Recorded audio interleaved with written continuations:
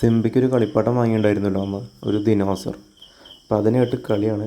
അപ്പോൾ ഇന്ന് രാത്രിയാണത്. അപ്പോൾ അവൻ കിടക്കാൻ നേരത്ത് 12 മണി സമയം ആവാറായി. അവൻ സൗണ്ട് ഉണ്ടാക്കിയിട്ട് അവിടെ ചെന്നത്. അവന് ഉറങ്ങാൻ വിളിക്കുമ്പോൾ വരുന്നില്ല. അപ്പോൾ ഈ കളിപ്പാട്ടമായിട്ട് ഭയങ്കര കളി അവിടെ. കളിപ്പാട്ടത്തിൻ്റെ തല, ഉടൽ എല്ലാം ദിനോസറിനെ കടിച്ച് കയറി ഭയങ്കര കളി. എന്നെ കൂടി വിളിക്കുന്നുണ്ട്. ഞാൻ വിളിച്ച് വരുന്നില്ല. ഇവനൊന്ന് ഉറക്കിയിട്ട് വേണം എനിക്ക് പോകണമെങ്കിൽ. അപ്പോൾ വീടിൻ്റെ ബാക്ക് സൈഡിൽ റോഡ് ഡോറിൻ്റെ ബാക്കിലെ ഗ്രില്ലിൻ്റെ ഇടയിലാണ് നിർത്തുന്നത് അവനെ അവിടെ. ബാക്കിലത്തെ ബാത്റൂം ഓപ്പൺ ആക്കി വിടും.